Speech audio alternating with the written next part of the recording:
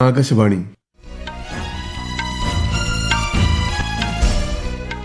നമസ്കാരം. വാർത്തകൾ വായിക്കുന്നത് നരേന്ദ്രമോഹൻ.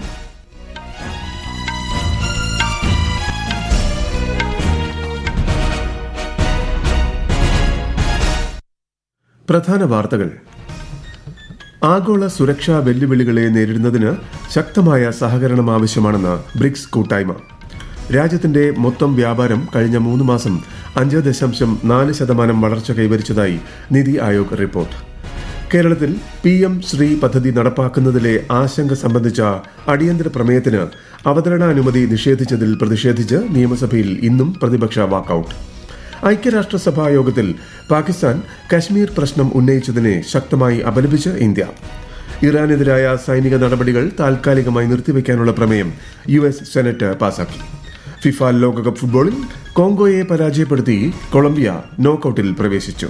വാർത്തകൾ വിശദമായി. ആഗോള സുരക്ഷാ വെല്ലുവിളികളെ നേരിടുന്നതിന് ശക്തമായ സഹകരണം ആവശ്യമാണെന്ന് ബ്രിക്സ് കൂട്ടായ്മ.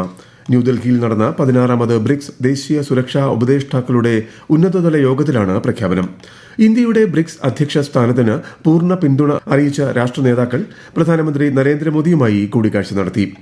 സുരക്ഷാ സഹകരണം വർദ്ധിപ്പിക്കുന്നതിലും വെല്ലുവിളികൾ നേരിടുന്നതിലും ബ്രിക്സ് കൂട്ടായ്മ നിർണായക പങ്ക് വഹിക്കുന്നതായി പ്രധാനമന്ത്രി പറഞ്ഞു. കഴിഞ്ഞ 3 മാസത്തിൽ രാജ്യത്തിന്റെ മൊത്തം വ്യാപാരം 5.4% വളർച്ച കൈവരിച്ചതായി നിതി ആയോഗ് ഉപാധ്യക്ഷൻ അശോക് കുമാർ ലാഹിരി. ന്യൂഡൽഹിയിൽ ട്രേഡ് വാച്ച് ക്വാർട്ടർലി റിപ്പോർട്ടിന്റെ ഏറ്റവും പുതിയ പതിപ്പ് പുറത്തിറക്കുകയായിരുന്നു അദ്ദേഹം.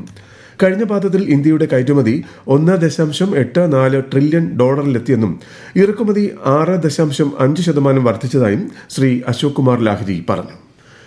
ഇന്ത്യ അമേരിക്ക ഉഭയകക്ഷി വ്യാപാര കരാർ പുനരുജ്ജീവിപ്പിക്കുന്നതിനും പുതുക്കി രൂപപ്പെടുത്തുന്നതിനുമായി ഉന്നതതല വ്യാപാര ചർച്ചകൾ ആരംഭിച്ചു. ഇരു രാജ്യങ്ങളും തമ്മിൽ ഈ വർഷം ആദ്യം ചർച്ച ചെയ്ത വ്യാപാര ചട്ടക്കൂടിനെ അമേരിക്കയുടെ പുതിയ തീരുവ നയം ബാധിച്ചതിനെ തുടർന്നാണ് വീണ്ടും ചർച്ച ആരംഭിച്ചത്. കേന്ദ്രമന്ത്രി പീയൂഷ് ഗോയൽ, അമേരിക്കൻ വ്യാപാര പ്രതിനിധി ജെയ്മിസൺ ഗ്രീർ, ഇന്ത്യയിലെ അമേരിക്കൻ അംബാസിഡർ സെർജിയോ ഗോർ എന്നിവരുമായി ഇന്നലെ ന്യൂഡൽഹിയിൽ കൂടിക്കാഴ്ച നടത്തി. ഒരു റിപ്പോർട്ട്. വ്യാപാര പങ്കാളി രാജ്യങ്ങളിൽ നിന്ന് ഇറക്കുമതി ചെയ്യുന്ന ഉൽപ്പന്നങ്ങൾക്ക് അമേരിക്ക ഏർപ്പെടുത്തിയ 10% താൽക്കാലിക തീരുവ ജൂലൈ 24 അവസാനിക്കാനിരിക്കെ അതിനു മുൻപ് തന്നെ ഒരു ഇടക്കാല വ്യാപാര കരാറിലെത്താനാണ് ഇരു രാജ്യങ്ങളും ലക്ഷ്യമിടുന്നത്. ഉഭയകക്ഷി വ്യാപാര സംഘർഷങ്ങളിൽ അയവ് വന്നതിനെ തുടർന്ന് ഇന്ത്യയിൽ നിന്നുള്ള ഭൂരിഭാഗം ഉൽപ്പന്നങ്ങൾക്കും അമേരിക്ക ഏർപ്പെടുത്തിയിരുന്ന തീരുവ 18% കുറയ്ക്കുകയും നിലവിലുണ്ടായിരുന്ന 25% അധിക തീരുവ പിൻവലിക്കുകയും ചെയ്തിരുന്നു. അതേസമയം അമേരിക്കയിൽ നിന്നുള്ള ചില വ്യാവസായിക കാർഷിക ഉൽപ്പന്നങ്ങൾക്ക് ഇന്ത്യ നിലവിലുള്ള തീരുവ കുറയ്ക്കുകയോ പൂർണ്ണമായും ഒഴിവാക്കുകയോ ചെയ്യണമെന്ന് നിർദ്ദേശിച്ചിട്ടുണ്ട്. News desk, Akashvani.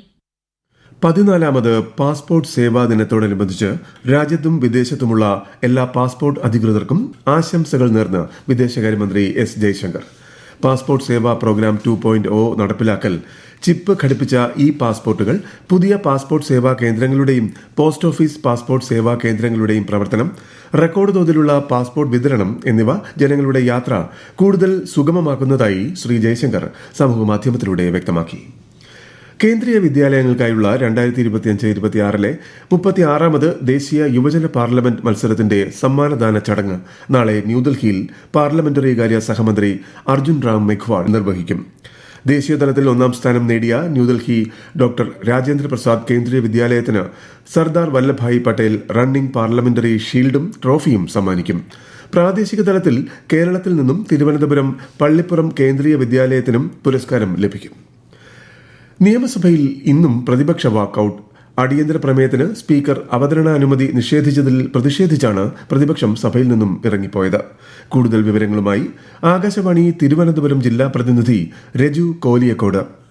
PM Shri പദ്ധതി സംസ്ഥാനത്ത് നടപ്പാക്കുന്നതിൽ പൊതുസമൂഹത്തിനുണ്ടായ ആശങ്ക സഭാ നടപടികൾ നിർത്തിവച്ച് ചർച്ച ചെയ്യണമെന്നാവശ്യപ്പെട്ട് പ്രതിപക്ഷത്തു നിന്ന് P. പ്രസാദാണ് അടിയന്തര പ്രമേയ നോട്ടീസ് നൽകിയത്. PM ശ്രീ വിഷയത്തിൽ സംസ്ഥാന സർക്കാരിന്റേത് ലജ്ജാകരമായ കീഴടങ്ങലാണെന്ന് പ്രതിപക്ഷ നേതാവ് പിണറായി വിജയൻ ആരോപിച്ചു. കഴിഞ്ഞ LDF സർക്കാർ ഒപ്പിട്ട പദ്ധതിയാണ് PM ശ്രീ എന്നും പുതിയ സർക്കാർ തുടർ നടപടികൾ സ്വീകരിക്കുകയാണ് ചെയ്തതെന്നും മന്ത്രി N. ഷംസുദ്ദീൻ മറുപടിയായി പറഞ്ഞു. മന്ത്രിയുടെ മറുപടിയെ തുടർന്ന് സ്പീക്കർ അടിയന്തര പ്രമേയത്തിന് അവതരണാനുമതി നിഷേധിച്ചു. ഇതിൽ പ്രതിഷേധിച്ച് പ്രതിപക്ഷം സഭയിൽ നിന്ന് ഇറങ്ങിപ്പോവുകയായിരുന്നു. മനുഷ്യ വന്യജീവി സംഘർഷം ലഘൂകരിക്കുന്നതിന് വിഷൻ 2031 നയരേഖയ്ക്ക് വനം വകുപ്പ് രൂപം നൽകിയതായി മന്ത്രി ഷിബു ബേബി ജോൺ. വനസംരക്ഷണം, ജനപങ്കാളിത്തം, ആധുനിക സാങ്കേതികവിദ്യ എന്നിവ ഏകോപിപ്പിച്ചാണ് പദ്ധതി നടപ്പാക്കുന്നതെന്ന് അദ്ദേഹം നിയമസഭയിൽ ചോദ്യോത്തരവേളയിൽ അറിയിച്ചു. ഈ വാർത്തകൾ ആകാശവാണിയിൽ നിന്ന്. ആകാശവാണി വാർത്തകളും വാർത്താ അധിഷ്ഠിത പരിപാടികളും all India radio news Thiruvananthapuram YouTube ചാനലിലും @all India radio news Thiruvananthapuram Facebook പേജിലും AIR ന്യൂസ് _തിരുവനന്തപുരം ഇൻസ്റ്റഗ്രാം അക്കൌണ്ടിലും @AIR ന്യൂസ് _TVM X ഹാൻഡിലും ലഭ്യമാണ്. ഐക്യരാഷ്ട്രസഭാ യോഗത്തിൽ പാകിസ്ഥാൻ കശ്മീർ വിഷയം ഉന്നയിച്ചതിനെ ശക്തമായി അപലപിച്ച് ഇന്ത്യ. ഇസ്ലാമാബാദ് UN വേദിയെ രാഷ്ട്രീയവൽക്കരിക്കുകയാണെന്നും നിഷ്പക്ഷമായ നിലപാടെടുക്കേണ്ട സഹ അധ്യക്ഷ സ്ഥാനം ദുരുപയോഗം ചെയ്തുവെന്നും ഇന്ത്യ വിമർശിച്ചു. പാകിസ്ഥാന്റെ സ്ഥിരം പ്രതിനിധി അസീം ഇഫ്തിഖർ അഹമ്മദിന്റെ അഭിപ്രായങ്ങൾക്ക് മറുപടിയായി ഐക്യരാഷ്ട്രസഭയിലെ ഇന്ത്യയുടെ സ്ഥിരം പ്രതിനിധി P. ഹരീഷാണ് ഈ വിമർശനങ്ങൾ ഉന്നയിച്ചത്. ഓപ്പറേഷൻ തൂഫാൻ വ്യാപിപ്പിക്കുന്നതിന്റെ ഭാഗമായി കർണാടക, തമിഴ്നാട്, പുതുച്ചേരി മുഖ്യമന്ത്രിമാർക്ക് കത്തയച്ച് മുഖ്യമന്ത്രി VD സതീശൻ. മയക്കുമരുന്ന് കടത്ത് ശൃംഖലകൾ വിവിധ സംസ്ഥാനങ്ങളിലായി വ്യാപിച്ച് പ്രവർത്തിക്കുന്ന സാഹചര്യത്തിലാണ് ഏകോപിത നടപടികൾക്കായി ഈ നീക്കം. ഉദ്യോഗസ്ഥരുടെ ഉന്നതതല യോഗം വിളിച്ച് അന്തർ സംസ്ഥാന മയക്കുമരുന്ന് കടത്തിനെതിരെ സംയുക്ത പദ്ധതി രൂപീകരിക്കണമെന്ന് മുഖ്യമന്ത്രി കത്തിൽ അഭ്യർത്ഥിച്ചു. 2 വർഷത്തിനുള്ളിൽ 1000 വാണിജ്യ കപ്പലുകൾ കൈകാര്യം ചെയ്യുന്ന ലോകത്തിലെ ഏറ്റവും വേഗത്തിൽ വളരുന്ന തുറമുഖങ്ങളിലൊന്നായി മാറാനൊരുങ്ങി വിഴിഞ്ഞം അന്താരാഷ്ട്ര തുറമുഖം. വിശദാംശങ്ങളിലേക്ക്. മദർഷിപ്പ് MSC ലൂസിയാന ഇന്ന് വൈകിട്ട് 5 മണിയോടെ തുറമുഖത്ത് എത്തിച്ചേരുമെന്ന് അധികൃതർ അറിയിച്ചു. ആദ്യ കപ്പലെത്തി 2 വർഷം പൂർത്തിയാകും മുമ്പെയാണ് 1000 കപ്പലുകൾ ബെർത്ത് ചെയ്തെന്ന ചരിത്രപരമായ നേട്ടം വിഴിഞ്ഞം അന്താരാഷ്ട്ര തുറമുഖം കൈവരിക്കുന്നത്. ആദ്യ വാണിജ്യ കപ്പലായ സാൻ ഫെർണാണ്ടോ 2024 ജൂലൈ 11 വിഴിഞ്ഞത്ത് എത്തിയത്. തുറമുഖത്ത് പൂർണ്ണതോതിൽ വാണിജ്യ പ്രവർത്തനങ്ങൾ ആരംഭിച്ചത് 2024 ഡിസംബർ 3 അന്താരാഷ്ട്ര കപ്പൽചാലിനോട് ചേർന്നുള്ള ഭൂമിശാസ്ത്രപരമായ സവിശേഷതയും വലിയ കപ്പലുകളെ ഉൾക്കൊള്ളാനുള്ള സ്വാഭാവിക ആഴവും വിഴിഞ്ഞത്തിന് ആഗോളതലത്തിൽ വലിയ മേൽക്കൈ നൽകുന്നുണ്ട്.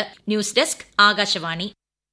ഇറാനെതിരായ സൈനിക നടപടികൾ താൽക്കാലികമായി നിർത്തിവെക്കാനുള്ള പ്രമേയം US സെനറ്റ് പാസാക്കി. കൂടുതൽ നടപടികൾ സ്വീകരിക്കുന്നതിന് മുൻപ് കോൺഗ്രസിന്റെ അംഗീകാരം തേടണമെന്നും ബില്ലിൽ വ്യക്തമാക്കുന്നു. US കോൺഗ്രസിന്റെ 2 സഭകളും ഒരുപോലെ പാസാക്കിയ ആദ്യ യുദ്ധാധികാര പ്രമേയമാണ് ഇത്. ഇറാനിലെ സുരക്ഷാ സ്ഥിതി മെച്ചപ്പെട്ടതിനാൽ ടെഹ്റാനിലെ ഇന്ത്യൻ എംബസി ഇന്ത്യൻ പൌരന്മാർക്കുള്ള പുതുക്കിയ മാർഗനിർദ്ദേശങ്ങൾ പുറത്തിറക്കി. സമാധാന നീക്കങ്ങൾ വേഗത്തിൽ നടക്കുന്നുണ്ടെങ്കിലും ഇനി ഒരു അറിയിപ്പ് ഉണ്ടാകുന്നതുവരെ ഇന്ത്യൻ പൌരന്മാർ ഇറാനിലേക്കുള്ള അത്യാവശ്യമല്ലാത്ത യാത്രകൾ ഒഴിവാക്കണമെന്ന് എംബസി അറിയിച്ചു. നിലവിൽ ഇറാനിൽ താമസിക്കുന്ന ഇന്ത്യൻ പൌരന്മാരും ഒഴിവാക്കാനാവാത്ത കാരണങ്ങളാൽ ഇറാനിലേക്ക് പോകേണ്ടി വരുന്നവരും ജാഗ്രത പാലിക്കണമെന്നും നിർദ്ദേശമുണ്ട്. ഫിഫ ലോകകപ്പിലെ നിർണായക മത്സരത്തിൽ കോങ്കോയെ ഏകപക്ഷീയമായ 1 ഗോളിന് തകർത്ത് കൊളംബിയ നോക്കൌട്ടിൽ പ്രവേശിച്ചു. ശക്തമായി പൊരുതിയ കോങ്കോയ്ക്കെതിരെ 76 മിനിറ്റിൽ കൊളംബിയ വിജയ ഗോൾ നേടി. ഗ്രൂപ്പ് കെയിലെ മറ്റൊരു മത്സരത്തിൽ ഉസ്ബെക്കിസ്ഥാനെ എതിരില്ലാത്ത 5 ഗോളിന് തകർത്ത് പോർച്ചുഗൽ ആദ്യ ജയം സ്വന്തമാക്കി. മത്സരത്തിൽ മികച്ച പ്രകടനം പുറത്തെടുത്ത നായകൻ ക്രിസ്ത്യാനോ റൊണാൾഡോ 2 ഗോളുകൾ നേടി ടീമിന്റെ വിജയത്തിൽ നിർണായക പങ്കുവഹിച്ചു. ഈ ഗോളുകളോടെ റൊണാൾഡോ 6 ലോകകപ്പ് ടൂർണമെന്റുകളിൽ ഗോൾ നേടുന്ന ആദ്യ താരം എന്ന ചരിത്ര നേട്ടം സ്വന്തമാക്കി. ഗ്രൂപ്പ് എല്ലിലെ മുൻനിരക്കാരായ ഇംഗ്ലണ്ടിനെ ഖാന ഗോൾ രഹിത സമനിലയിൽ തളച്ചു. പനമയെ എതിരില്ലാത്ത 1 ഗോളിന് ക്രൊയേഷ്യ പരാജയപ്പെടുത്തി. ഇന്ന് രാത്രി 12:30 ഗ്രൂപ്പ് ബിയിൽ കാനഡ സ്വിറ്റ്സർലൻഡിനെയും ഖത്തർ ബോസ്നിയയെയും നേരിടും. ഗ്രൂപ്പ് സിയിൽ നാളെ പുലർച്ചെ 3:30 ബ്രസീൽ സ്കോട്ട്ലാൻഡിന് എതിരെ കളത്തിലിറങ്ങും. തിരുവനന്തപുരം കോർപ്പറേഷനിലെ 20 കൌൺസിലർമാരുടെ സത്യപ്രതിജ്ഞ അസാധുവാക്കി ഹൈക്കോടതി. വിവിധ ദൈവങ്ങൾ, രക്തസാക്ഷികൾ, രാഷ്ട്രീയ പ്രസ്ഥാനങ്ങൾ എന്നിവയുടെ നാമത്തിൽ എടുത്ത സത്യപ്രതിജ്ഞയാണ് അസാധുവാക്കിയത്. നിയമത്തിൽ നിർദ്ദേശിച്ചിട്ടുള്ള രീതിയിൽ 4 ആഴ്ചയ്ക്കകം വീണ്ടും സത്യപ്രതിജ്ഞ ചെയ്യുന്നതിനുള്ള ക്രമീകരണം സംസ്ഥാന തെരഞ്ഞെടുപ്പ് കമ്മീഷൻ ഒരുക്കണമെന്ന് കോടതി നിർദ്ദേശം നൽകി. പ്രധാന വാർത്തകൾ വീണ്ടും. ആഗോള സുരക്ഷാ വെല്ലുവിളികളെ നേരിടുന്നതിന് ശക്തമായ സഹകരണം ആവശ്യമാണെന്ന് ബ്രിക്സ് കൂട്ടായ്മ. രാജ്യത്തിന്റെ മൊത്തം വ്യാപാരം കഴിഞ്ഞ 3 മാസം 5.4% വളർച്ച കൈവരിച്ചതായി നിതി ആയോഗ് റിപ്പോർട്ട്. കേരളത്തിൽ PM ശ്രീ പദ്ധതി നടപ്പാക്കുന്നതിലെ ആശങ്ക സംബന്ധിച്ച അടിയന്തര പ്രമേയത്തിന് അവതരണാനുമതി നിഷേധിച്ചതിൽ പ്രതിഷേധിച്ച് നിയമസഭയിൽ നിന്നും പ്രതിപക്ഷ വാക്കൌട്ട്. ഐക്യരാഷ്ട്രസഭാ യോഗത്തിൽ പാകിസ്ഥാൻ കശ്മീർ പ്രശ്നം ഉന്നയിച്ചതിനെ ശക്തമായി അപലപിച്ച് ഇന്ത്യ. ഇറാനെതിരായ സൈനിക നടപടികൾ താൽക്കാലികമായി നിർത്തിവെക്കാനുള്ള പ്രമേയം US സെനറ്റ് പാസാക്കി. ഫിഫ ലോകകപ്പ് ഫുട്ബോളിൽ കോങ്കോയെ പരാജയപ്പെടുത്തി കൊളംബിയ നോക്കൌട്ടിൽ പ്രവേശിച്ചു. വാർത്തകൾ കഴിഞ്ഞു. അടുത്ത വാർത്താ പ്രക്ഷേപണം വൈകിട്ട് 6:30.